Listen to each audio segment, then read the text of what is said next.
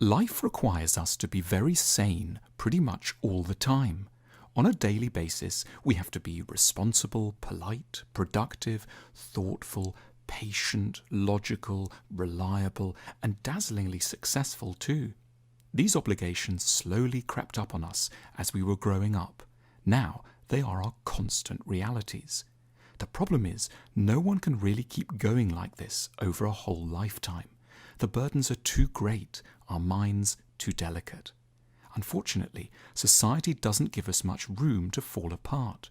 It wants us at the desk 9 a.m. sharp every day with a PowerPoint ready to go, and the pressure doesn't let up till we're finally released to sleep past 11 at night.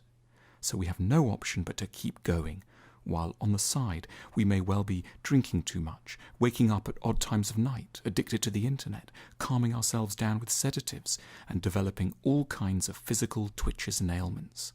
But in truth, no good life can or should go by without a few quite open incidents of complete breakdown.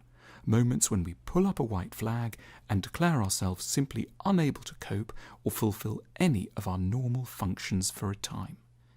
Rather than seeing this as an illness, this should be interpreted as evidence of normality and even health.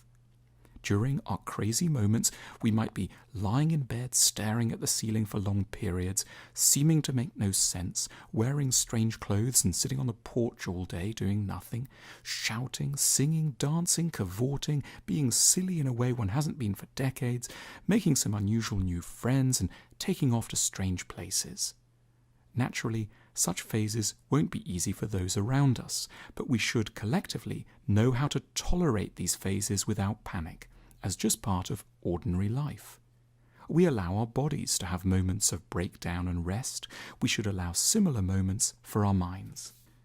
In any case, the so-called sane world is pretty disturbed too, once one considers it frankly. It's apparently mental health that we set ourselves the task of energetically destroying the planet, work to meet punishing but arbitrary economic targets, leave ourselves no time for anything but work, drown in toxic media, and develop unrealistic expectations about our bodies, relationships, and families. No wonder we need periods of true madness as a corrective. That said, the emphasis should always be on having a good mental breakdown.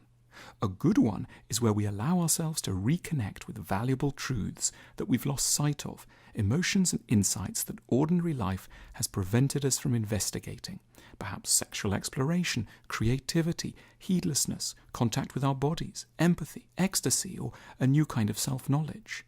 The idea is that we should return from the land of madness and plant in the fields of apparent sanity a lot of pretty valuable seeds that can bear fruit and sustain us in the periods ahead.